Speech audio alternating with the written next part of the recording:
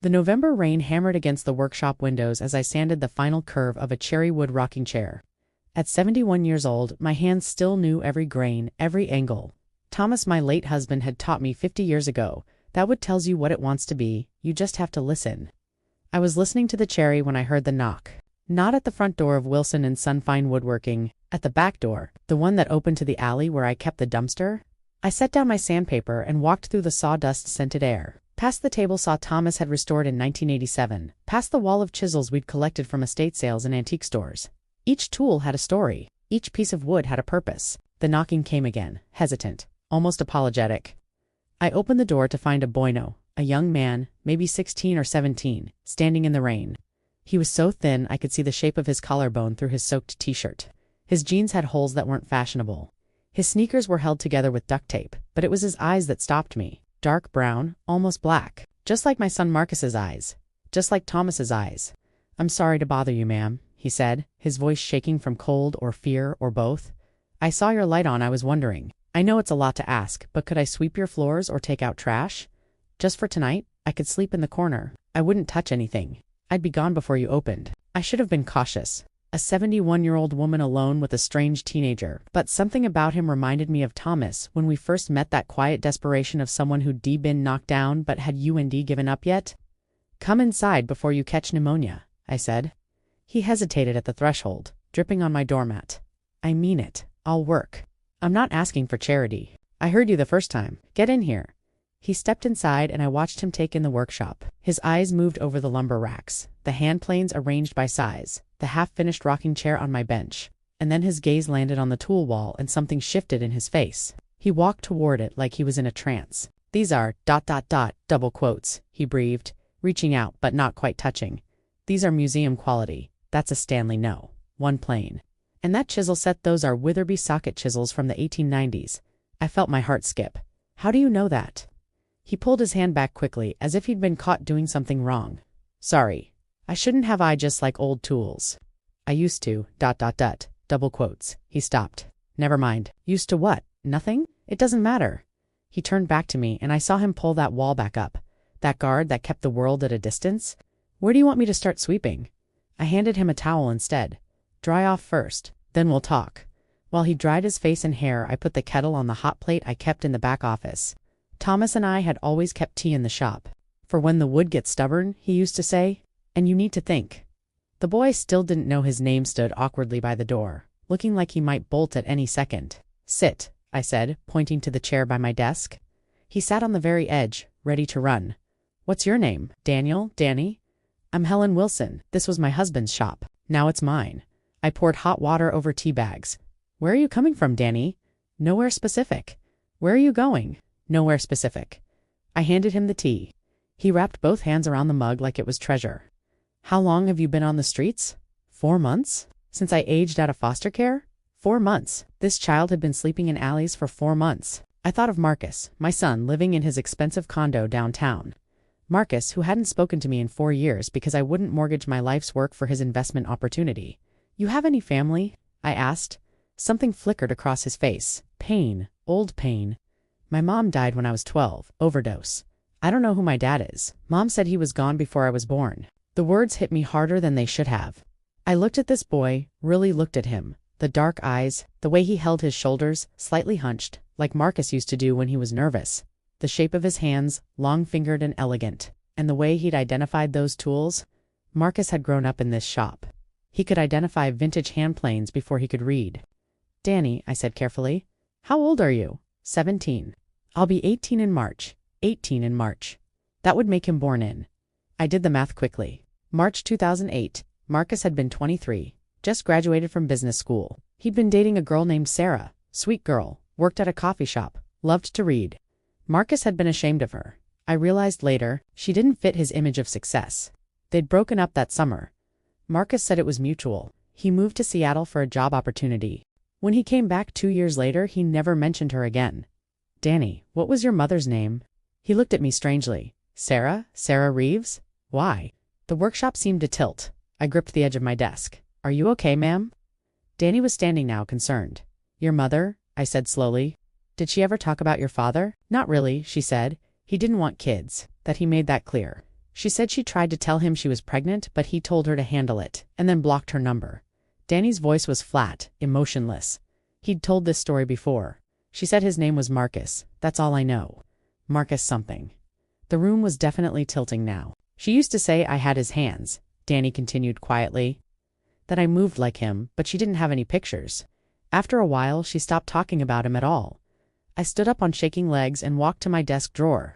Inside was a framed photo I'd put away 4 years ago when Marcus cut me off. It showed Marcus at 16, standing in this workshop, holding up a jewelry box he'd made for his girlfriend at the time. I handed the photo to Danny. He stared at it. His face went white. Who is that? My son? Marcus Wilson? Danny's hands were shaking so badly he almost dropped the frame. He looked from the photo to me, then back to the photo. This is my father. I think so. I think you might be my grandson. The words hung in the sawdust-filled air between us. Danny set the photo down very carefully. He told my mom he didn't want kids. She tried to reach him. He blocked her. I didn't know, I whispered. He never told me. Sorry, your mother, I remember her? She was lovely, and then suddenly she was gone, and Marcus said they'd broken up. He moved to Seattle. I never, my voice broke. I never knew. Danny stood there, this skinny boy who was the ghost of my husband and the shadow of my son, and I saw his walls crumbling. She tried so hard, he said, and his voice cracked. After he rejected her, she tried so hard, but she was only 19. She didn't have family either. She worked 3 jobs and still couldn't make rent. That's when she started using to stay awake, to keep going. And then he stopped, swallowing hard. And then she couldn't stop. I moved around the desk and pulled him into my arms. This stranger who was my grandson, this child who should have been surrounded by family and instead had been sleeping in alleys, he stood rigid for a moment, then collapsed against me, and I felt his shoulders shake with silent sobs. I've got you, I whispered. I've got you now. Before we continue, please leave a comment telling us where you're watching from and subscribe to Never Too Old channel. We're creating a community of people who know that our best chapters can happen at any age. Now, back to the story. That night, Danny slept in Marcus's old room above the workshop. I'd kept it exactly as it was, a shrine to a son who'd erased me from his life over money. I didn't sleep. I sat in the workshop surrounded by 50 years of memories and tried to understand how my son could have done this. Marcus had always been ambitious. From the time he was small, he'd wanted more than Thomas and I could give him. We weren't. Poor. The woodworking business was solid, respectable. But Marcus wanted wealth. He wanted status. He'd been embarrassed by Thomas's calloused hands and my sawdust-covered aprons. When Thomas died 4 years ago, Marcus had come to the funeral with his polished shoes and his expensive suit. He'd brought Veronica, his wife of 2 years, a corporate lawyer with an impressive pedigree. They'd stayed for 3 days, and on the 3rd day, Marcus had sat me down with a folder full of documents. Mom, you need to think about the future, he'd said. This business barely breaks even. The building alone is worth $2 million. And I've found an investment opportunity, a tech startup that's going to revolutionize remote work. They need capital. If you mortgage the building and invest, we could turn $2 million into $20 million in 5 years. I'd looked at him across Thomas's workbench, the bench, where Marcus had learned to cut dovetails, where he'd made his first birdhouse, where Thomas had taught him that good work takes time. No, I'd said simply. Mom, be reasonable. No, your father built this business from nothing. We spent 50 years building something that mattered. I'm not gambling it on some tech startup. It's not gambling. I've done the research. No. Marcus's face had gone cold. You're being foolish. You're 70 years old. How much longer can you realistically run this place? As long as I can hold a chisel, fine. He'd stood up, gathered his documents. When you're ready to join the 21st century, call me. Until then, I don't have time to watch you waste your life on dying crafts. He'd walked out. I hadn't heard from him since. No calls on my birthday. No card at Christmas, nothing. And now I knew he'd done worse, so much worse. As dawn broke over Seattle, I made a decision. I pulled out my phone and found the number for Patricia Chen, a family lawyer I'd done some work 4 years ago. Patricia, it's Helen Wilson. I need your help with something urgent. Patricia arrived at 9 a.m., sharp as always. She was 55, brilliant, and didn't suffer fools. I'd made her a walnut desk when she opened her practice. She'd never forgotten it. Helen, you sounded serious on the phone, she said, setting her briefcase on my desk. I think I found my grandson, the one I didn't know existed. I told her everything. She listened without interrupting, taking notes in her precise handwriting. When I finished, she sat back. We need DNA confirmation. I can arrange that. Assuming it confirms what you suspect, You have options. Tell me. First, we establish paternity. That's straightforward with DNA. Then we look at what your son did or didn't do for this child. If he knew about the pregnancy and actively refused to provide support, there are legal ramifications. What kind of ramifications? In Washington, child support obligations don't disappear just because you ignore them. If we can prove Marcus knew about Danny, he could owe back child support from the day Danny was born. We're talking potentially hundreds of thousands of dollars. I don't want Marcus's money for Danny, I said. I want Marcus to face what he did. Patricia's expression softened. There's something else. Helen, Danny is 17, still a minor. He's been in foster care. If he aged out and is now homeless, we can petition for guardianship. You could become his legal guardian. Hope bloomed in my chest. I could keep him. If he wants that, yes. And Patricia leaned forward. What your son did, abandoning a pregnant girlfriend? Refusing support for his own child? Letting that child grow up in the system when he had resources to help? It's not illegal, strictly speaking, but it's morally reprehensible. And when the full picture comes out, when his wife, his employer, his community finds out, that's a different kind of consequence. Tell me what we need to do. Patricia arranged for a DNA test that afternoon. A technician came to the workshop and swabbed both Danny's and my cheek. Danny sat quietly through the process. He'd barely spoken all morning, and I couldn't tell what he was thinking. After the technician left, he finally said, "You don't have to do this. The DNA thing, I could just ... Go where?" He shrugged. "I've been managing. I looked at his tooth-and frame, his hollow cheeks. "Danny, you've been sleeping in alleys. I'm used to it.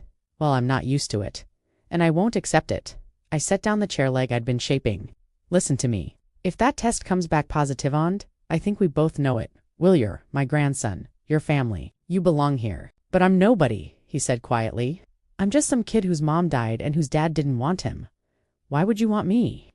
I walked over and took his face in my hands the way I used to do with Marcus when he was small. "You are not nobody. You are Sarah's son. You are Thomas's grandson. And if Marcus was too blind and stupid to see what a gift you are, that's his tragedy, not yours." Tears spilled down his cheeks. "I don't want to be someone's burden. You're not a burden. You're a blessing I didn't know I was missing." He pulled away, wiping his eyes roughly. "I should do something. Work. You said I could sweep. Forget sweeping. Come here." I led him to the tool wall and selected one of Thomas's favorite chisels, a Witherby from 1892, the handle worn smooth by decades of use. "This was your grandfather's," I said, placing it in Danny's hand. "He left this world 4 years ago and he never got to meet you. But if he had, he would have loved you fiercely. I know it." Danny held the chisel the way you'd hold something sacred, and then I saw it the way his fingers naturally found the correct grip, the way his thumb rested exactly where it should. Just like Marcus used to hold it. Just like Thomas before him. "You've done woodworking before," I said. "A little? In one of my foster homes, there was a guy who had a garage workshop. He let me help sometimes. I liked it. It was ... He struggled for the word. "Quiet, in a good way. Then I'll teach you properly, the way Thomas taught me. The way I tried to teach Marcus." I pulled a piece of scrap pine from the bin. "If you're going to stay here and you're going to learn the family business." For the first time since he'd knocked on my door, I saw Danny smile. A real smile, tentative but genuine. "Okay," he said. "Okay, Grandma." The word hit me like a blessing. The DNA results came back 3 weeks later. Patricia called me at the workshop. "It's confirmed. Danny is definitely your biological grandson.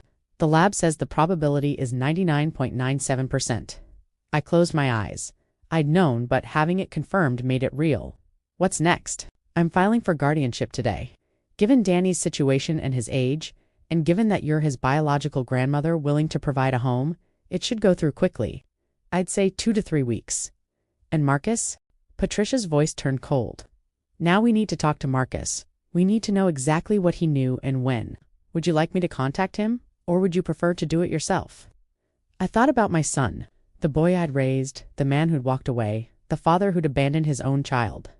"I'll do it," I said. "He should hear it from me." I called Marcus that night. He answered on the 4th ring, sounding distracted. "Hello? Marcus, it's your mother." Silence. Then, "Mom, it's been a while. For years." "Right. Listen, if this is about the shop, it's not about the shop. It's about your son." The silence that followed was different. Longer, heavier. "I don't know what you're talking about," he said finally. "His name is Danny. He's 17 years old. His mother was Sarah Reeves. Do you remember Sarah? Marcus? Mom, he showed up at my workshop 3 weeks ago, homeless and starving. He's been sleeping in alleys since he aged out of foster care. Did you know your son was in foster care, Marcus? Did you know Sarah died of an overdose when Danny was 12? Did you know any of this? I don't have a son. His voice was flat. The DNA test says differently. 99.97% probability. He's your son, Marcus. He's my grandson, and I want to know what you knew and when you knew it. Another long silence. Then Marcus said, I need to call you back. Don't you dare hang up on me. The line went dead. I sat there, staring at my phone, rage building in my chest like steam in a kettle. Patricia had warned me this might happen. He'll try to deny it, she'd said, but we have evidence. And once we establish that he knew about the pregnancy and chose to do nothing, the truth will come out. 15 minutes later, my phone rang. Marcus. Okay, he said. Okay, yes. Sarah called me. She said she was pregnant. That was 18 years ago. I was 23. I'd just started my career. I wasn't ready to be a father. So you told her to handle it. I told her I wasn't interested in being a parent. I made that clear from the beginning of our relationship. She knew where I stood. She was 19 years old and pregnant with your child, Marcus. She had options. She chose to keep it. That was her choice. I gripped the phone so hard I thought it might crack. You blocked her number. I didn't want the drama. I had a life to build. Your son grew up in foster care. His mother is dead. He's been homeless. Marcus, sleeping in alleys, eating from dumpsters. While you lived in your expensive condo with your lawyer wife, that's not my fault. You're his father. The words tore out of me. You let your own child suffer because it was inconvenient, because it didn't fit your image. Look, I'm sorry the kid had a rough time, but I made my position clear from the start. I never wanted kids. I still don't want kids.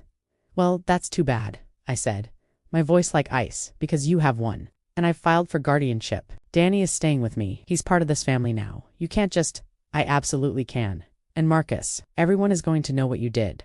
Veronica, your employer, your friends, everyone. You can't tell Veronica. For the first time, panic crept into his voice. She doesn't know about this. It happened before we met. You should have thought of that before you abandoned your son. Mom, please. This could ruin my marriage. My career. Like you ruined Danny's childhood. Like you ruined Sarah's life. I stood up, pacing my small office. How many times did Sarah try to reach you, Marcus? How many times did she ask for help while she was drowning? I don't know. I blocked her. You blocked her. You blocked your own son's mother so you wouldn't have to face what you'd done. And now that son is here, and he's mine, and you're going to face it whether you want to or not. I'll fight the guardianship on what grounds? That you're a better option. Go ahead and try. Stand up in court and explain why you should have custody of the son you've been denying for 17 years. I'd love to watch that. Marcus's breathing was ragged on the other end of the line. What do you want from me? I want you to admit what you did. I want you to look your son in the eye and tell him why he was ain't worth your time.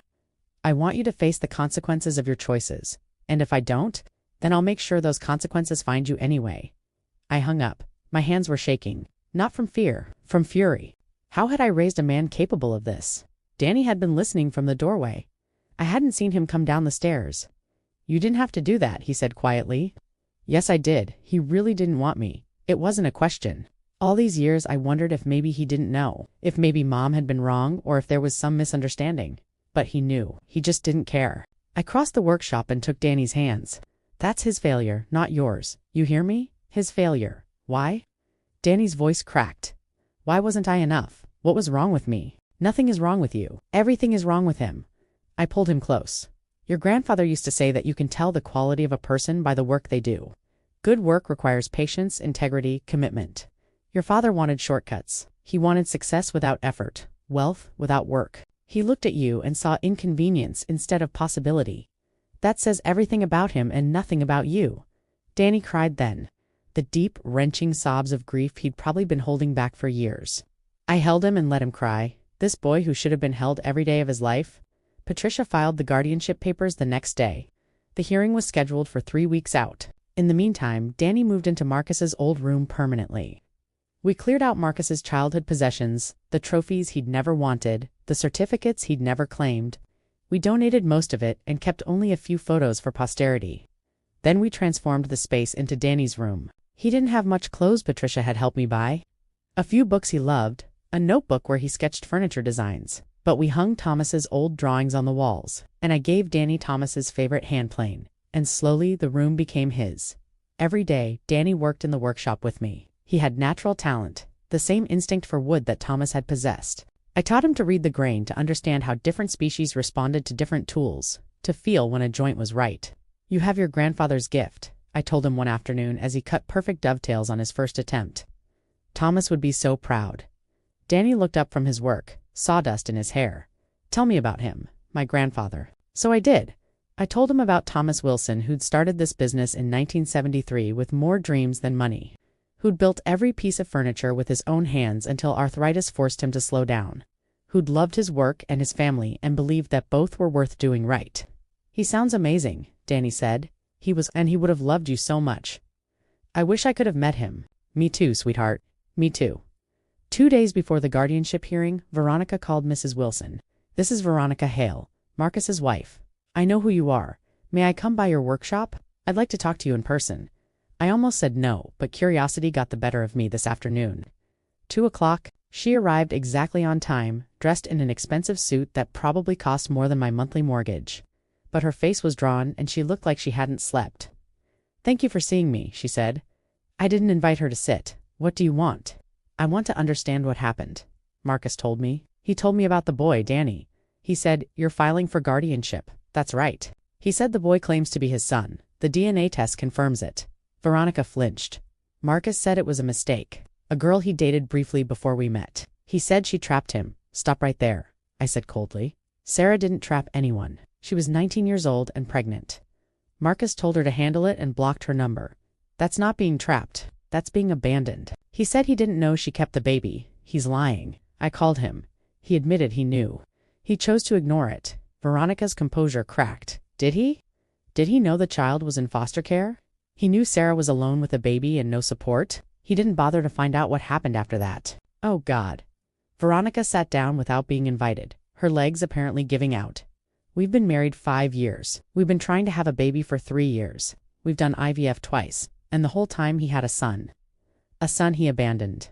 I'm sorry, I said, and I meant it. Whatever Veronica's faults, she hadn't known about this. I asked him why he didn't tell me. Do you know what he said? She looked up at me with tears in her eyes. He said it was before us, that it didn't matter, that some things are better left in the past. His son isn't a thing. No, he's not. Veronica wiped her eyes. Mrs. Wilson, I came here to ask you not to pursue this. That's what Marcus wanted. But now that I'm here, now that I understand, she stood up. Do whatever you need to do. Expose him. Protect that boy. Marcus made his choices. Now he gets to live with them. You're leaving him? I'm leaving him. I wanted a family with him, but I couldn't build a family with a man who could throw away his own child like garbage. She pulled out a business card and handed it to me. If you need anything for the guardianship case, financial records, testimony about Marcus's character, call me. I'll help however I can. After she left, I sat in my office for a long time thinking about choices and consequences. The guardianship hearing took place on a cold December morning. Patricia had prepared me thoroughly, but I was still nervous. Danny sat beside me in the courtroom wearing new clothes we'd bought together, khakis and a button-down shirt. He looked terrified. It's going to be okay, I whispered. What if they say no? What if they make me go back to? They won't, I promise. The judge was a woman in her 60s named Margaret Crawford. She reviewed the documents carefully, then looked at Danny. Young man, I understand you've had a difficult time. Can you tell me about your current living situation? Danny cleared his throat. I'm living with my grandmother, Mrs. Wilson. She's teaching me woodworking. I have my own room. I'm enrolled in online school to finish my diploma. I'm happy there, and you want Mrs. Wilson to be your legal guardian? Yes, ma'am, very much. Judge Crawford turned to me. Mrs. Wilson, you're 71 years old. You run a business. Are you prepared to take on the responsibility of a teenage boy? Your Honor, I've been taking care of myself and running a business for 50 years. Adding Danny to my life isn't a burden, it's a privilege. He's family. He belongs with me. What about the boy's father, Mr. Marcus Wilson? Patricia stood. Your Honor, we've attempted to contact Mr. Wilson multiple times. He has declined to participate in these proceedings. He has never provided support for Daniel, despite having knowledge of his existence. He has made it clear he has no interest in a parental relationship. Judge Crawford's expression hardened. I see. Does Mr. Wilson dispute paternity? No, Your Honor. DNA testing confirms that Daniel is Mr. Wilson's biological son. Then Mr. Wilson may find himself facing questions about back child support, but that's a separate matter. She looked at Danny again. Young man, I want you to understand something. If I grant this guardianship, Mrs. Wilson will have legal authority over you until you turn 18. She'll make decisions about your education, your health care, your welfare. Do you understand and agree to that? Yes, ma'am. I trust her completely. Judge Crawford smiled a small, warm smile. Based on the evidence before me and considering what's in the best interest of this young man, I'm granting guardianship to Helen Wilson. Daniel, you officially have a grandmother who loves you. Don't take that for granted. I won't, Danny said, his voice thick with emotion. I promise I won't. We celebrated that night with takeout, Chinese food, and root beer floats, Thomas's favorite celebration meal. Danny couldn't stop smiling. I have a family, he kept saying. I actually have a family. You've always had a family, I corrected. We just didn't know about each other. But now it's official. Legal. He showed me the guardianship papers for the 10th time. It says it right here. You're my guardian. That's right. And you're stuck with me? Good. He grinned. Because I was thinking if you wanted help with the business. I mean, I know I'm not very good yet, but I'm learning fast, and I really love it, Danny. Slow down. Of course you can help with the business. In fact, I was thinking we should change the name. Wilson and Son doesn't make sense anymore, but Wilson and Grandson, that's got a nice ring to it. His eyes widened. Really? You'd do that? Why not? You're learning the craft. You have the gift. And someday, when I'm too old to hold a chisel, this business will be yours. Danny's eyes filled with tears. Thank you. For everything. For taking me in. For believing me. For fighting for me. You're my grandson. That's what family does.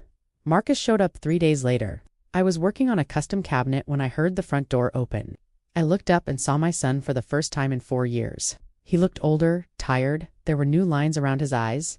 Marcus's mom. He stood just inside the door, hands in his pockets. Can we talk? About what? About everything? About the boy, about Danny, about what happened? I set down my router. Danny's upstairs doing homework. If you're here to see him, no, I'm here to see you. He took a breath. Veronica left me. She filed for divorce 2 days ago. I know. She called to let me know.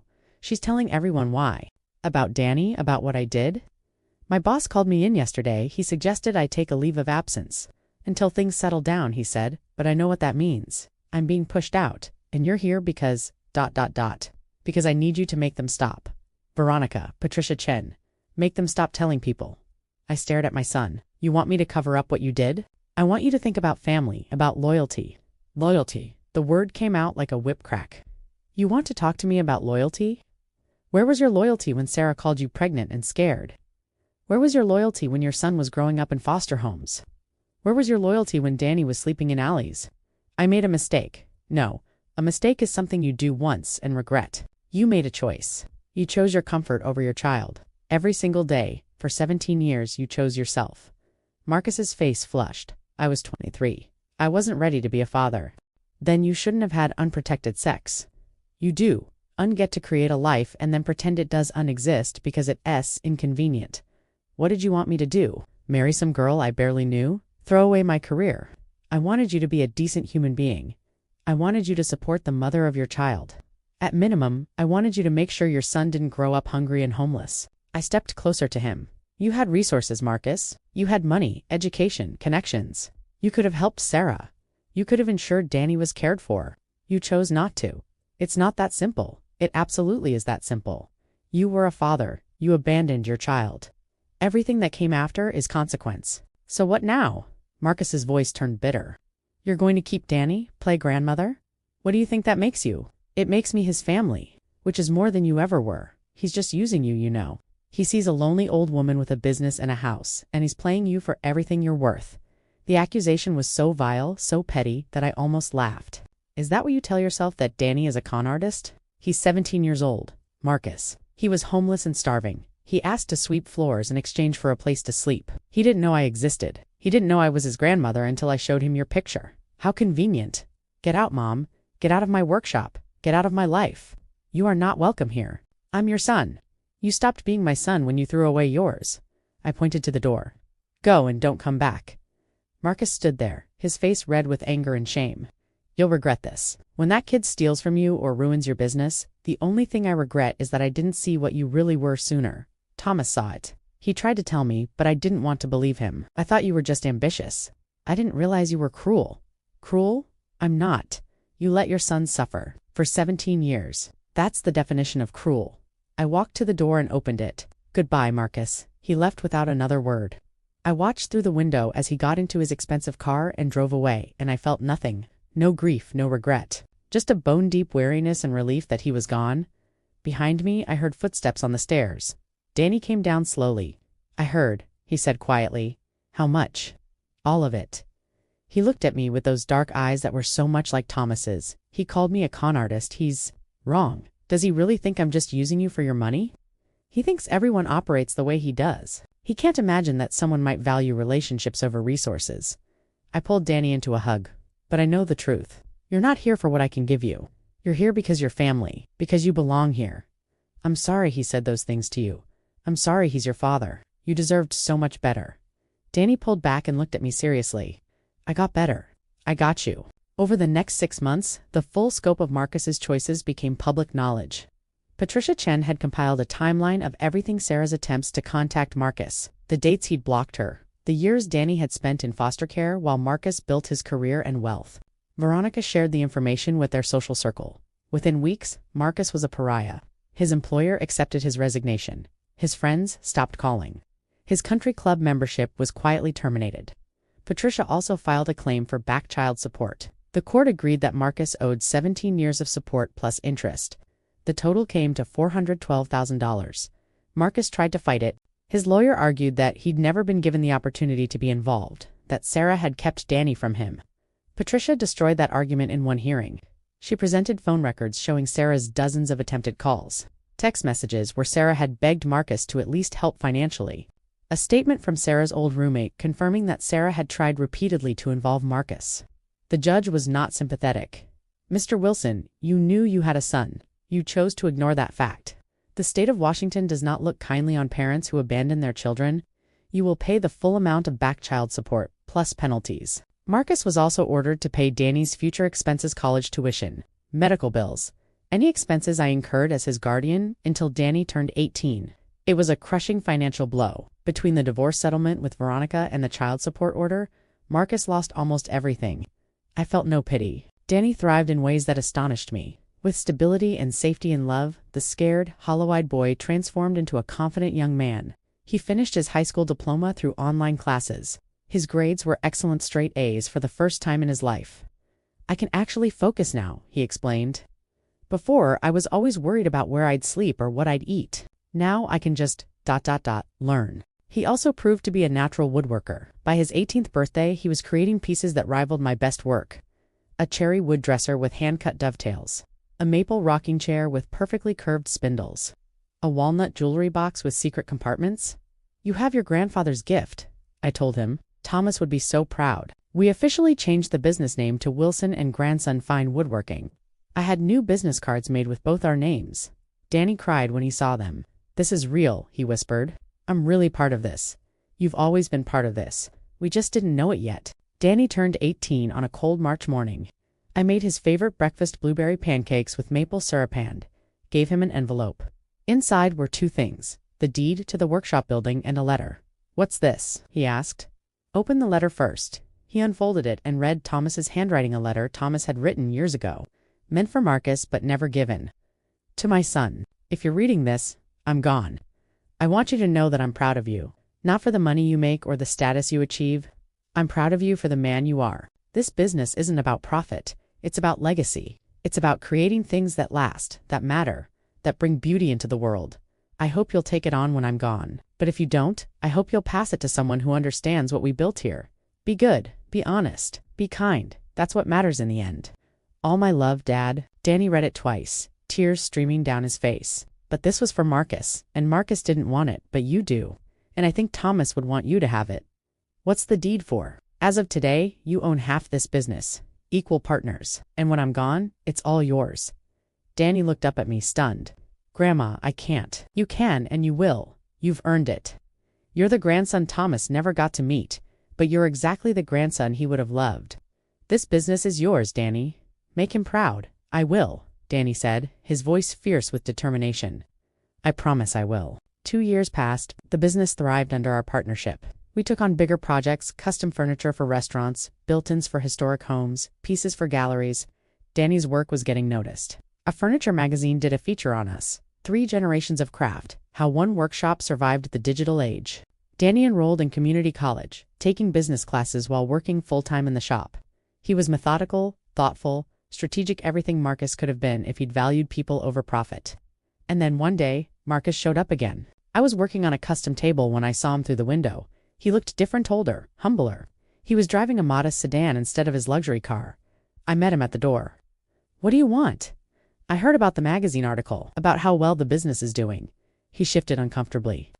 "I wanted to... I thought maybe we could talk." "About what?" "About the past? About making things right?" "You can't make this right, Marcus. I know I can't fix what I did, but maybe... maybe I could try. Get to know Danny, be part of his life." "No, Mom, please, no. You don't get to swoop in now that he's successful. You didn't want him when he was homeless and desperate. You don't get him now that he's thriving. He's my son. Biologically, yes. But in every way that matters, he's not yours. He's mine. He's Thomas's grandson. He's part of this business and this family, and you gave up any claim to him 17 years ago." Marcus's face crumpled. "I made mistakes. I know that, but don't I deserve a second chance?" "You had hundreds of chances, Marcus. Every day for 17 years was a chance. You chose not to take them." I crossed my arms. "What happened? Your life fall apart? Run out of money? Realize what you lost?" "All of the above," he admitted quietly. "Veronica took most of my assets in the divorce. The child support payments bankrupted me. I lost my job. I'm working as a financial consultant now, making a fraction of what I used to make. And now you're here because... Because I look at Danny's life and I see what I could have had. A family, a legacy, a father who was proud of me. I threw all of that away, and I don't know how to live with that." For the first time, I saw genuine regret in my son's eyes. Not self-pity, not anger, actual regret. But it was too late. "I'm sorry you're hurting, Marcus. I truly am. But Danny doesn't need you. He has a family. He has a future. He has everything he needs. And introducing you into his life now would only hurt him. Can I at least see him, just to apologize?" I thought about it, then I shook my head. "No, because I don't think you're here to apologize to him. I think you're here to make yourself feel better, and I won't let you use Danny to ease your guilt. Mom, go home, Marcus. Build a new life. Make better choices. But leave us alone." I watched him walk back to his car. This time I felt something. Not pity, exactly, but a distant sadness for the man he could have been and the father he should have been. But mostly, I felt grateful that Danny would never know the disappointment of having Marcus in his life. Danny and I worked side by side every day. He called me Grandma without hesitation now. He told me about his girlfriend, a sweet art student who loved his furniture designs. He talked about the future, maybe expanding the business, maybe teaching workshops, maybe starting a family of his own someday. "I want kids," he told me one evening as we closed up the shop. "Lots of kids. And I'm going to be the kind of dad Thomas was, the kind of dad my father should have been." "You'll be wonderful," I said. "You already are." One night I found Danny in the workshop after hours. He was working on something in Secretor project he'd been hiding from me for weeks. "What are you making?" I asked. He turned, looking sheepish. "I wanted it to be a surprise for your birthday, but... Do you want to see?" Of course. He led me to his workbench and pulled back the tarp. Underneath was the most beautiful rocking chair I'd ever seen. Cherry wood, hand-carved arms, a curved back that looked like it would cradle you perfectly. "It's for you," Danny said. "You gave me everything. I wanted to give you something back, something that would last." I ran my hand over the wood. The joinery was flawless. The finish was smooth as glass. Every detail was perfect. "Danny, this is museum-quality work. I learned from the best." He smiled at me. "Grandma, I need to tell you something. I know my father Marcus came by a few weeks ago. Mrs. Chen told me." I tensed. I sent him away. I thought it was better. It was better. "You were right." Danny took my hand. "I don't need him. I never did because I had you, and I had Grandpa Thomas through you. And I have this." He gestured around the workshop. "This is my family, this business, these tools, this craft. Marcus didn't want any of it, but I do. And I'm going to honor it for the rest of my life. Your grandfather would be so proud of you. I hope so, because he's the father I think about.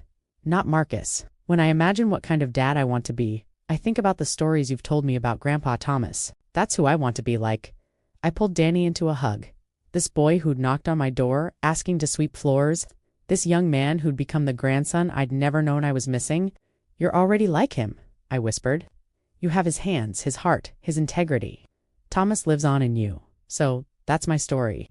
I'd love to hear what you think. Have you ever discovered a family member you didn't know existed? Or have you had to make the hard choice to cut off someone you love because of their actions?" Let me know in the comments and subscribe for more stories like mine.